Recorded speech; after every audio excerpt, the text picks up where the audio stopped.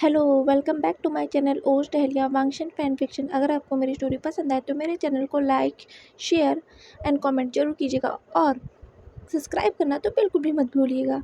चलिए तो देखते हैं कल के पार्ट में हमने क्या देखा था। कल के पार्ट में हमने देखा था कि ईथन ने कहा था विंग को बचाने का और विंग का आपसे रिश्ता रखने का, रिलेशन रखने का बस एक रास्ता है। मैडम यू ने कहा था, क्या है वो रास्ता? कुरैन ने कहा था, रास्ता क्या है बताओ हमें। अब आगे ईथन ने कहा, वेडिंग। कुरैन ने कहा, मतलब क्या है तुम्हारा? मतलब साफ है, मैं मिस्टर वी भूषण की वेडिंग की बात कर रहा हूँ। कुरैन ने कहा, तुम्हारा दिमाग तो खराब नहीं है? तुम आज उस बच्चे की वेडिंग कराना चाहते हो जो आज अपने होश-आवाश में भी नहीं है। मैडम यू, ये बात सुनते ही कि ईथन विंग की वेडिंग की बात कर रहा है, ये बात सुनते ही मैडम यू काउच से खड़ी हो गई और उन्होंने चिल्लाते हुए कहा, तुम पागल हो गए हो? तुम्हारा दिमाग ठिकाने पे तो है? क्या अब तुमने सही ऑल्टरनेटिव दिया है मिस्टर ईथन विल्सन कॉड? तुम उस बच्चे की वेडिंग कराना चाहते हो जिस बच्चे को शायद ही पता होगा कि अल्फा ओमेगा क्या होते हैं, उनका रिलेशन क्या होता है, वेडिंग क्या होती है। तुम उस बच्चे की वेडिंग कराना चाहते हो और तुम अल्जीरिया के सबसे बड़े लॉयर कहलाते हो। कुरैन, ये है तुम्हारा सबसे बड़ा लॉयर? हाँ, ये तुम्हारा सबसे बड़ा लॉयर ये विंग की वेडिंग कराना चाहता है, उस 15 साल के बच्चे की वेडिंग कराना चाहता है। तुम सोच भी रहे हो, समझ भी रहे हो तुम इसकी क्या कह रहा है? मिस्टर फैमियांग ने भी खड़े होते हुए कहा, मिस्टर ईथन, आप समझ भी रहे हैं आपने क्या कहा है? आप इनकी वेडिंग कराने की बात कर रहे हैं। ईथन ने कहा, मैं अपने होशो हवाश में बोल रहा हूँ, मैं ऐसे ही हवा में बातें नहीं कर रहा हूँ। आपको क्या लगता है मैं विंग की वेडिंग ऐसी किसी एलेग्रे से होने दूंगा? विंग मेरे बेटे की तरह है और वी चांसे ने कई सालों पहले ही विंग के नाम पर सारी प्रॉपर्टी, सारी वसीयत विंग के नाम पर कर दी थी और मेरा फर्ज बनता है कि मैं वी चांसे के द्वारा लिखी गई वसीयत को मैं विंग तक पहुँचाऊँ, उसके हाथों में पहुँचाऊँ। मैंने इसीलिए ये ऑल्टरनेटिव दिया है कि हमारे पास और कोई भी रास्ता नहीं है, कोई भी और चारा नहीं है, कोई भी और चारा है ही नहीं कि विंग को इस दलदल से निकाला जाए जिसमें वो धंसा जा रहा है। विंग की वेडिंग के लिए मैं बस इसके बात कर रहा हूँ क्योंकि एक बार वेकना को पता चल गया और विंग के रिलेटिव्स को पता चल गया कि विंग गुसू में है, लैंड क्लैन में है, तो वो सब विंग के पीछे पड़ जाएंगे, विंग पे दावा करने लगेंगे, पिटिशन फाइल कर देंगे और फिर हम कुछ भी नहीं कर पाएंगे। वो सभी विंग को ले जाएंगे। अगर वेकना नहीं ले गए विंग को तो विंग के रिलेटिव्स ले गए और विंग के रिलेटिव्स नहीं ले गए विंग को तो वो सारी के सारे वेकना उठा कर ले जाएंगे विंग को घसीटते हुए। आप कुछ भी नहीं कर पाएंगे, विंग को वो आपके सामने से उठा कर लेके चले जाएंगे। आप बस रिग्रेट करने के अलावा कुछ भी नहीं कर पाएंगे। ईथन ने अपनी नज़रों को जियांग फैमियांग से हटाकर मैडम यू के आंखों में आंखें डालकर गुस्से में देखकर कहा, तो बताइए मैडम यू, विंग को आप छुपा कर रखना चाहती थी ना? आप किस तरह से विंग को छुपा कर रखेंगी? उसे पिंजड़े में रखेंगी, उसे घर में छुपा कर रखेंगी या तो उसे कैद में करके रखेंगी? बताइए आप कैसे विंग को रखना चाहती थी, बताइए। और अगर रखना को पता चल गया तो, और या अगर उनके रिलेटिव्स को पता चल गया तो आप क्या करेंगी? मिसेस जियांग यूजी युआन, आपने वेस को बेवकूफ़ समझ रखा है जो विंग को वो अपने हाथों से ऐसे जाने देंगे, ये जानते हुए कि विंग के नाम पे वे चांस की पूरी प्रॉपर्टी है।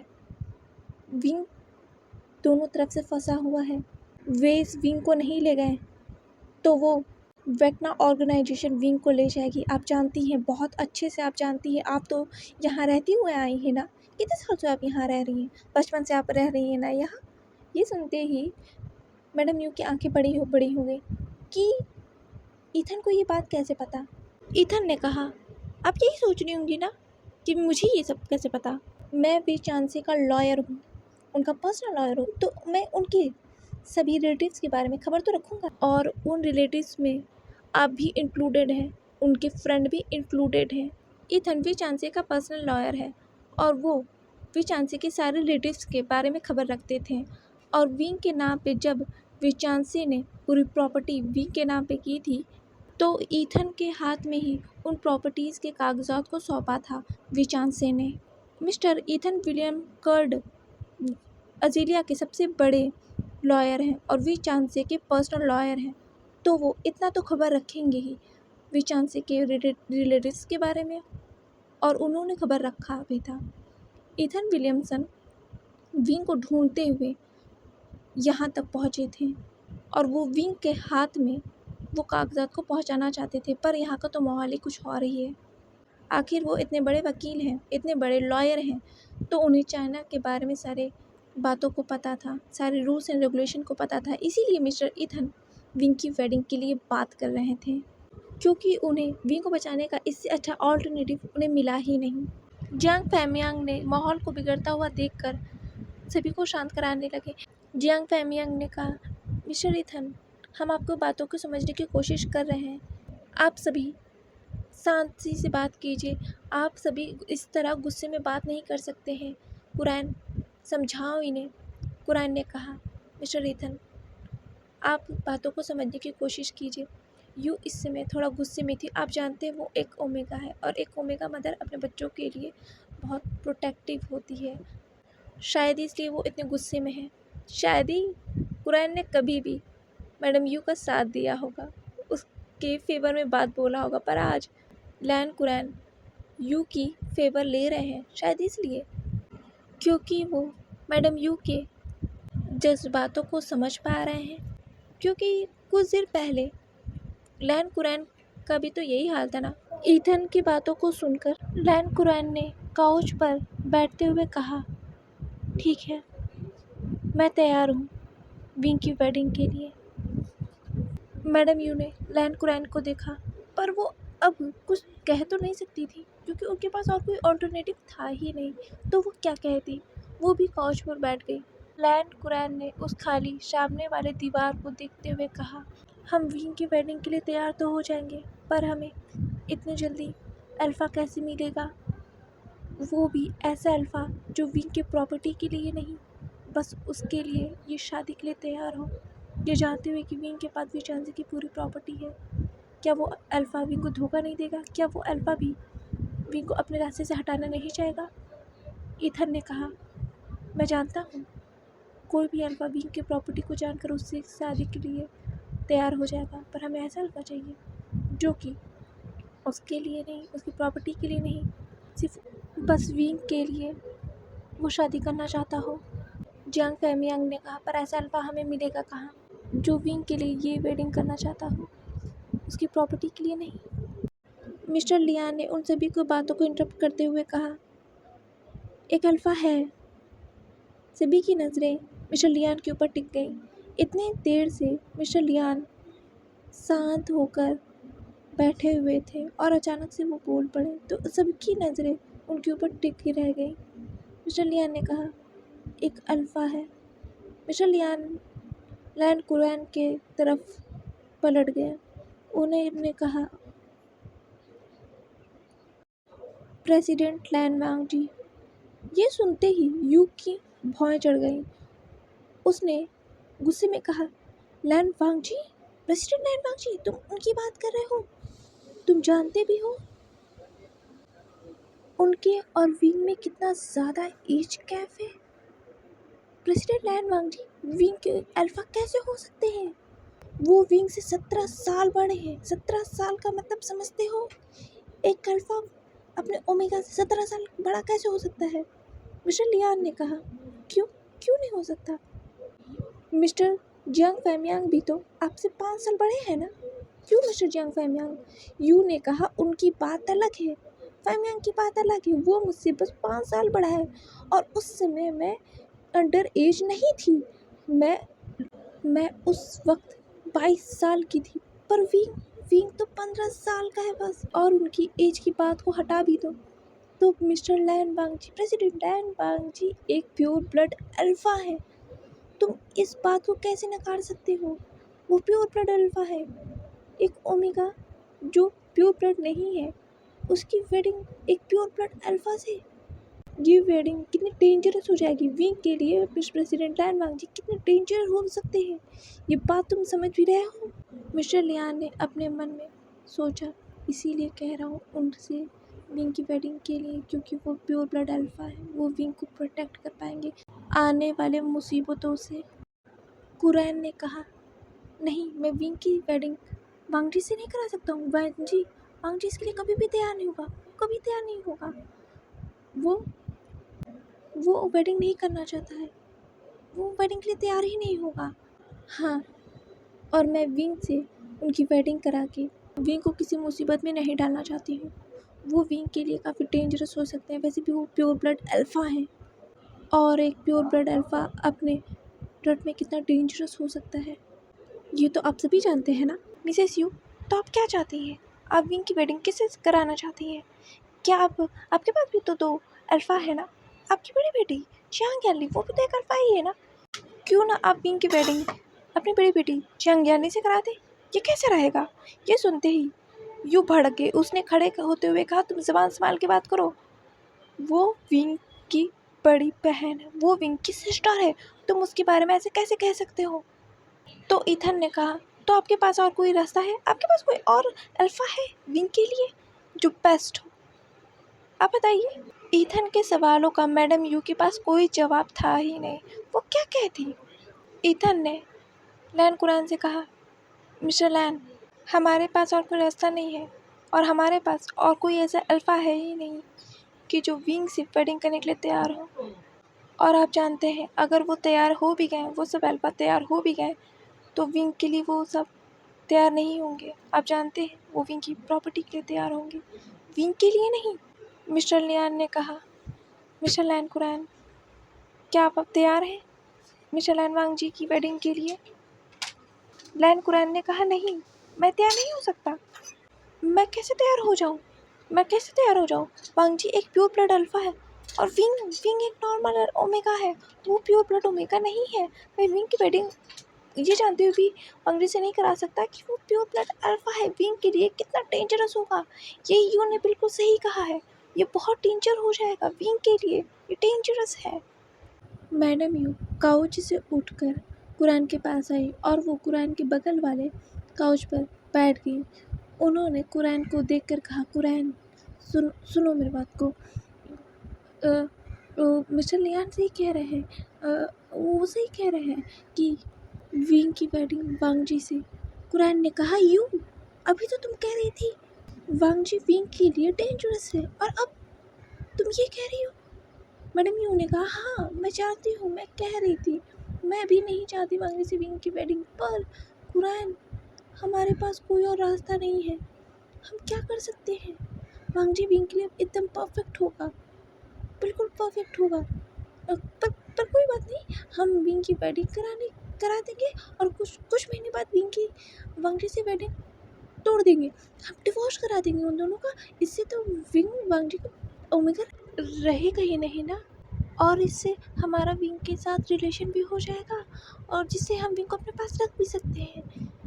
विक्ना को भी कोई प्रॉब्लम नहीं होगा और वेस को भी कोई प्रॉब्लम नहीं होगा। मैडम यू कुरान को अपनी बातें समझाते हुए, कहते हुए बहुत हिचकिचा रही थी, लड़खड़ा रही थी, उनकी ज़बान लड़खड़ा रही थी क्योंकि ये फ़ैसला बहुत बड़ा था। ये विंग का ज़िंदगी का सबसे बड़ा फ़ैसला था जो वो ले रही थी। ये सभी ले रहे थे, तो उनका घबराना लाज़मी था ना। जियांग फैमियांग ने कहा, कुरान यू सही कह रही है, मिस्टर लियान भी सही कह रहे हैं, वांग जी विंग के लिए परफेक्ट होगा और कोई बात नहीं, हम कुछ महीनों बाद विंग और वांग जी का डिवोर्स करा देंगे। इसके बाद तो विंग का हमारे साथ रिलेशन रह जाएगा ना। लैन कुरान ने कहा, नहीं, मैं विंग की ज़िंदगी बर्बाद नहीं कर सकता हूँ। विंग के ऊपर एक डिवोर्सी का टैग लग जाएगा। वांग जी का तो सही है ना, वांग जी का सही है। अल्फाज के ऊपर डिवोर्सी का टैग लग जाने पर उन्हें कोई फ़र्क नहीं पड़ता, पर ओमेगा ओमेगा के ऊपर डिवोर्स का टैग लग जाने के बाद उनकी ज़िंदगी बर्बाद हो जाती है। तुम सब समझ में नहीं रहे हो। ये कहकर वो गार्डन में गुस्से में चले गए थे क्योंकि वो मानना नहीं चाहते थे, इस फैसले को मानना नहीं चाहते थे, पर वो विंग को बचाना भी चाहते थे। लैन कुरान विंग को बचाना चाहते थे। वो ऐसे ही कोई भी फैसला अनजाने में नहीं ले सकते थे जो विंग की आने वाली लाइफ को तबाह करके रख दे। मैडम यू कुरान की बातों को सुनकर वहीं बैठी रह गई। उन्होंने अपने सिर पर हाथ रख लिया। वो जानती है लैन कुरान बिल्कुल सही कह रहा है। विंग के ऊपर एक डिवोर्सी का टैग लग जाएगा जो इस कल्टीवेशन वर्ल्ड के लिए बहुत बुरा है। ओमेगास के साथ कैसे ट्रीट किया जाता है, डिवोर्सी ओमेगास के साथ कैसे ट्रीट किया जाता है, विडोज़ के साथ कैसे ट्रीट किया जाता है, मैडम यू जानती हैं, वो जानती हैं। पर फिर भी वो विंग की वेडिंग कराना चाहती थी क्योंकि उनको विंग की आने वाली लाइफ की फ़िक्र थी। विंग की ज़िंदगी को ऐसे ही बर्बाद होते हुए नहीं देख सकती थी। एक तरफ तो मैडम यू को ये फ़िक्र खाए जा रही थी कि अगर अगर कोई ऑल्टरनेटिव नहीं निकला तो वेस को पता चल गया तो, और वेगना को पता चल गया तो दोनों ही विंग के पीछे पड़ जाएंगे, विंग को ले जाएंगे यहाँ से। और दूसरा अगर विंग ने वेडिंग नहीं की तो उनके पास कोई राइट्स नहीं रह जाएंगे विंग के ऊपर। और वैक्ना तो वैसे ही उन्हें उठा ले जाएगी, विंग को ले जाएगी अगर विंग के रिलेटिव्स नहीं ले गए तो, क्योंकि सारे ओमेगा जिनके कोई रिलेटिव्स नहीं होती, कोई पेरेंट्स नहीं होते, उनके ऊपर पूरा हक वैक्ना को होता है और किसी का नहीं होता है। वैक्ना तो आराम से लेके जा सकती है ना विंग को, और वैक्ना में जाने के बाद विंग का क्या हाल होगा, ये बात मैडम यूँ सोचना भी नहीं चाहती थी। विंग एक बस पेट बन के रह जाएगा और कुछ नहीं, कुछ नहीं। उनकी फ्रेंड का बेटा एक पेट बन के रह जाएगा किसी बिलियनियर का, जो वो सोचना भी नहीं चाहती थी। वो 15 साल के बच्चे की ये हालत हो जाएगी। मैडम यू इस बात से बहुत घबरा रही थी और कुरैन के फैसले को सुनकर भी वो बहुत ज़्यादा डरी हुई थी। उन्हें फ़िक्र सता रही थी कि हाँ, कुरैन सही कह रहा है, वी के ऊपर डिवोर्स का टैग लग जाएगा। पर मैडम यू क्या कर सकती थी, इसके अलावा कोई चारा भी तो नहीं है उनके पास रिलेशन रखने का विंग के ऊपर। लायन कुरैन तो गुस्से में उठकर गार्डन के पास चले गए थे, गार्डन में चले गए थे और उनके पीछे पीछे मिस्टर लियान और मिस्टर ईथन गार्डन में चले गए थे। लायन कुरैन गार्डन में खड़े थे और वो अपने गुस्से को शांत करने की कोशिश कर रहे थे। जाहिर सी बात है, लायन कुरैन एक लायन है, लायन के हायर है, तो वो भी उनका गुस्सा भी बहुत तेज़ है, जो कि आसानी से शांत होने वाला तो नहीं था। लायन कुरैन अपना गुस्सा शांत कर ही रहे थे, तब उन्हें एक आवाज़ सुनाई दी, मिस्टर लायन कुरैन। लायन कुरैन इस आवाज़ को सुनकर पीछे मुड़े। उन्होंने देखा ये मिस्टर लियान है। मिस्टर लियान ने कहा लायन कुरैन के पास आते हुए, मैं जानता हूँ मिस्टर लायन, आप इस वक्त बहुत गुस्से में हैं और विंग की फ़िक्र आपको सता रही है। विंग की फ़िक्र हम सबको है। आखिर विंग विचान से और कांसे सरन का बेटा जो है, हमारे फ्रेंड का बेटा, मैं जानता हूँ आपने इससे पहले शायद ही हम लोगों को देखा होगा, है ना, मैं जानता हूँ। फिर भी आप विचान से के फ्रेंड होने के नाते हमसे इस तरह बिहेव कर रहे हैं अच्छे से, मैं जानता हूँ। अगर हम विचान से के फ्रेंड नहीं होते तो आप हमसे इस तरीके से बात नहीं करते, इतने तमीज़ से तो बिल्कुल भी नहीं, मैं ये जानता हूँ। पर मुझे इस बात पर बिल्कुल भी बुरा नहीं लगा कि आप हमसे गुस्सा हैं। मैं जानता हूँ ये गुस्सा होने वाली बात ही है कि विंग की वेडिंग हम मिस्टर लायन वांगजी से कराना चाहते हैं, विंग की वेडिंग कराना चाहते हैं, पर इसके अलावा कोई ऑल्टरनेटिव है ही नहीं। ये सुनकर लायन कुरैन ने अपनी मुट्ठियों को अपने हाथों में बांध लिया था। बहुत गुस्सा, वो बहुत ज़्यादा गुस्से में थे, अपने गुस्से को शांत करने की कोशिश कर रहे थे मिस्टर लायन कुरैन। वो बिल्कुल भी राज़ी नहीं थे विंग की वेडिंग कराने के लिए, हाँ, वांगजी से वेडिंग कराने के लिए, क्योंकि वो जानते हैं वांगजी विंग के लिए बहुत ज़्यादा डेंजरस हो सकता है, खासकर वो उसके रट में हो सकता है बहुत डेंजरस विंग के लिए। और ये जानते हुए भी लायन कुरैन विंग को उस मुसीबत में डालना नहीं चाहते हैं। लायन कुरैन ने बहुत कम ही मिस्टर ईथन और मिस्टर लियान को देखा है। वो तो ठीक से उन्हें जानते भी नहीं हैं, जब तक कि लायन कुरैन के घर पर मिस्टर ईथन पहुँचे नहीं थे। लायन कुरैन ने बस विचांसा और कांसे सरन के मुंह से इनके बारे में सुना है और 1-2 बार इनसे मिले भी हैं, पर फेस टू फेस नहीं मिले हैं, आमने सामने नहीं मिले हैं। शायद कुछ वीडियो कॉल्स में बस उन्होंने इन लोगों को देखा था, बस एक झलक कह लो, तभी बस उन्हें मिला है और ठीक से इन्होंने बात भी नहीं की थी। आखिर कभी ज़रूरत ही नहीं पड़ी लायन कुरैन को इन लोगों से बात करने की, मिस्टर ईथन और मिस्टर लियान से बात करने की। तो लायन कुरैन कैसे जानते हैं इन्हें, बस इन्होंने सुना था कि मिस्टर लियान विचान के बहुत करीबी फ्रेंड है। लायन कुरैन, ईथन और मिस्टर लियान के बीच न जाने उस 1 घंटे में क्या बातें हुई जो लायन कुरैन विंग की वेडिंग वांगजी से कराने के लिए तैयार हो गए, क्योंकि वो सभी जानते थे ना कि लायन कुरैन अगेंस्ट थे वांगजी की वेडिंग विंग से कराने में, क्योंकि एक अल्फ़ा अपने ओमेगा के लिए रट में कितना डेंजरस हो सकता है वो सभी जानते थे। और लायन कुरैन तो इसके अगेंस्ट थे ना, लायन कुरैन कैसे मान गए, ये यू सोच नहीं पा रही थी ऐसा क्या हो गया कि लायन कुरैन इतने जल्दी मान गए। पर यू खुश भी थी, वो खुश थी कि लायन कुरैन मान गए कम से कम। लायन कुरैन मैडम यू के सामने बैठे थे और मिस्टर ईथन और मिस्टर लियान यांग फैमियांग भी वहाँ सब बैठे थे। वो सभी सोचने की कोशिश कर रहे थे कि विंग से इस बारे में बात कौन करेगा, क्योंकि ये विंग के बिना रजामंदी के तो नहीं हो सकता है, ये वेडिंग बिना विंग के रजामंदी के नहीं हो सकता है। और वो सब ऐसा चाहते भी नहीं थे कि विंग के बिना रजामंदी के ये वेडिंग हो। फैमियांग ने कहा, विंग से बात इस बारे में करेगा कौन? मैडम यू ने कुछ नहीं कहा, क्योंकि उनकी हिम्मत नहीं हो रही थी विंग की वेडिंग की उसी से बारे में बात करने की। हिम्मत तो उन सभी की नहीं हो रही थी विंग से इस बारे में बात करने की, क्योंकि वो सभी जानते हैं विंग इन सभी को, मिस्टर जियांग फैम या कुरैन मैडम यू को तो अच्छे से जानता ही नहीं है ना।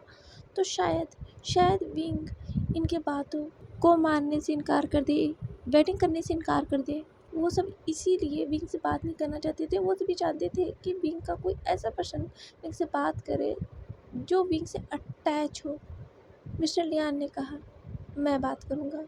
उन सभी की नज़रें मिस्टर लियान के ऊपर चली गईं। मिस्टर लियान ने कहा, मैं बात करूँगा विंग से उसकी वेडिंग के लिए। ईथन ने कहा, हाँ ग्रेट आइडिया मिस्टर लियान, आप बात कीजिएगा, क्योंकि विंग तो आपको बहुत मानता है ना, आप विंग की तो अंकल है ना, विंग आपको अंकल मानता है, उनका सबसे फेवरेट अंकल। और आप उनसे बात करेंगे, विंग से बात करेंगे तो ज़रूर वो राज़ी हो जाएंगे। ये सुनकर मैडम यू के हाथों की मुट्ठियाँ बंधी जा रही थी, क्योंकि उन्हें शायद जेलस फील हो रहा था मिस्टर लियान से। जो जगह उसे मिलनी चाहिए विंग को, उसे मानना चाहिए, उसे आंट कहना चाहिए, लेकिन विंग ने आज तक उन्हें आंट कहा ही नहीं, बिल्कुल नहीं कहा। और मिस्टर ईथन की बात सुनकर कि विंग उनका फेवरेट अंकल है, मिस्टर लियान का फेवरेट अंकल है, ये सुनकर मैडम यू जेलस तो हुई थी, क्योंकि मैडम यू विंग के मुंह से अपने लिए आंट सुनना चाहती थी, उनकी फेवरेट बनना चाहती थी। पर विंग तो उनके बातों का कोई रिस्पॉन्स ही नहीं कर रहा था, जैसे वो विंग के लिए बिल्कुल अनजान है। वो सभी बात कर ही रहे थे, तभी उन लोगों को कुछ हंसने की आवाज़ें आई, बात करने की आवाज़ें आई। तो सभी का ध्यान मेन गेट की तरफ चल गया, जहाँ से जंक्शन यानी विंग का हाथ पकड़कर उसे अंदर की तरफ ला रहे थे। और विंग उनके सवालों के जवाब को अपने सिर को हाँ या ना में हिलाकर दे रहा था, पर उसके फेस पर कोई भी एक्सप्रेशंस नहीं थे। ये देखकर मिस्टर लियान की आंखें विंग के फेस पर गईं, और विंग का ये रिएक्शन देखकर, ये हालत देखकर मिस्टर लियान का दिल बैठा गया। वो अपने आप को संभाल नहीं पाए, वो दौड़ते हुए विंग के पास गए और उन्होंने विंग को बस अपने गले से लगा लिया और टाइटली उसे हग कर लिया। विंग ने इस एम्ब्रेस को फील किया और विंग ने भी मिस्टर लियान को हग कर लिया। जितनी तेज़ मिस्टर लियान ने विंग को हग किया था, शायद विंग ने भी उतनी ही तेज़ मिस्टर लियान को हग किया था। विंग ने मिस्टर लियान के कोट को कसकर पकड़ रखा था, जैसे कि मिस्टर लियान उसे छोड़ के चले जाएंगे, विंग को छोड़ के चले जाएंगे। विंग ने कसकर उनके कोट को पकड़ रखा था, उन्हें हग कर रखा था। मिस्टर लियान रोने लगे थे, उनके आंखों से आंसू गिरे जा रहे थे, विंग के आंखों से भी आंसू गिरे जा रहे थे। पर विंग के मुंह से एक आवाज़ नहीं निकल रही थी, एक सिसकने की आवाज़ भी नहीं निकल रही थी। मिस्टर लियान ने विंग से दूर हुए और उन्होंने विंग का चेहरा देखकर कहा, विंग बेटा तुम ठीक हो? बेटा देखो अंकल आए हैं, तुम्हारे अंकल आए हैं। विंग ने कुछ नहीं कहा, वो बस मिस्टर लियान को देखता रहा और उसने दोबारा से मिस्टर लियान को हग कर लिया और उसके आंखों से आंसू निकल गए, जैसे कि विंग ने किसी अपने को इतने दिनों के बाद देखा है, जिसे वो छोड़ना नहीं चाहता था। मिस्टर लियान विंग के अंकल थे, जिनसे वो रोज़ मिलता था, उनसे अपने डैड की भी शिकायतें करता था, जैसे कि वो मिस्टर जॉय से करता था, उनके सेक्रेटरी को। पर विंग ने अपने सामने ही अपने अंकल को जाते हुए देखा था और इस अंकल को बिल्कुल छोड़ना नहीं चाहता था, कि जैसे कि मिस्टर जॉय विंग को छोड़ के चले गए तो उसके आंखों के सामने मर गए थे। वो नहीं चाहता था कि मिस्टर लियान भी जॉय की तरह उसे छोड़ के चले जाए, उसके मॉम डैड की तरह उसे छोड़ के चले जाएं। उसके आंखों के सामने ये सिनेरियो आने लगा था जो उसने अज़ेलिया में अपने आंखों के सामने ही अपने लोगों को मरते हुए देखा था, अपने मॉम डैड को मरते हुए देखा था, सेक्रेटरी जॉय को मरते हुए देखा था, जिसकी वजह से विंग के पैनिक अटैक धीरे धीरे उस पर हावी होने लगे थे, उस पर आने लगे थे। विंग की बॉडी शेक करने लगी थी।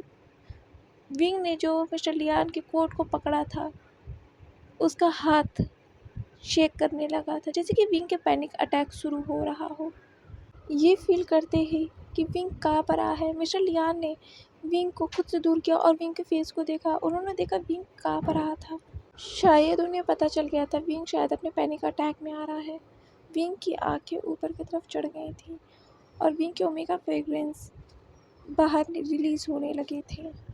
मिस्टर लियान ने जल्दी से विंग का हाथ पकड़कर उस सीढ़ियों के पास लेके आए और उसे बैठा दिया और मिस्टर लियान ने अपने घुटनों पर बैठ गए और विंग के फेस को देखने लगे। उन्होंने कहा, विंग विंग मेरे तरफ देखो, अंकल है तुम्हारे पास, तुम डर क्यों रहे हो बेटा, अंकल है।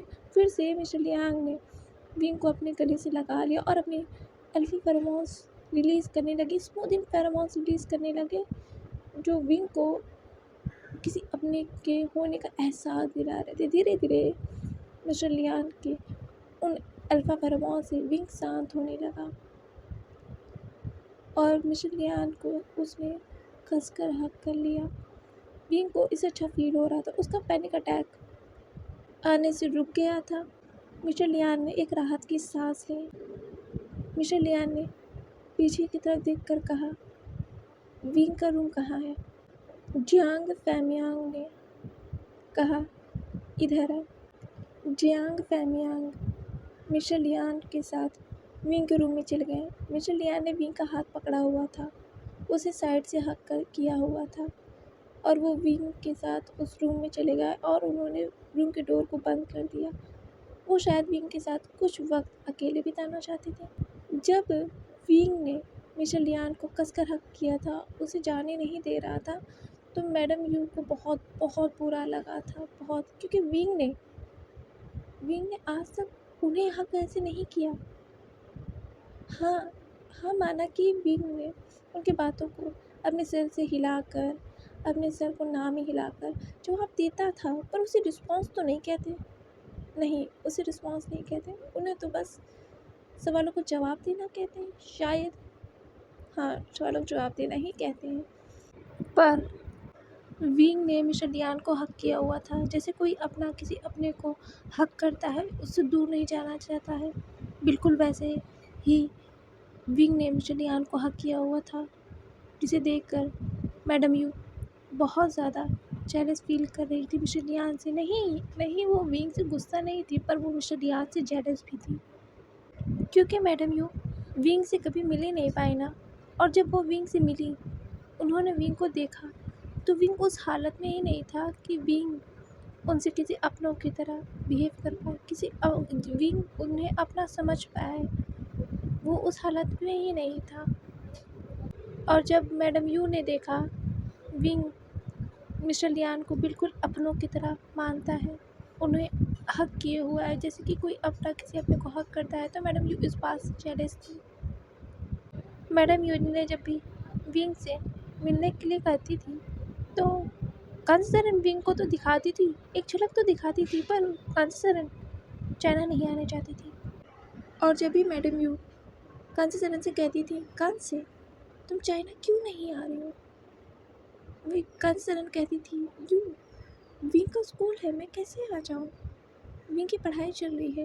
मैडम यू ने कहा, कांची तुम आना नहीं चाहती हो चाइना, या तुम बहाने ढूंढ रही हो?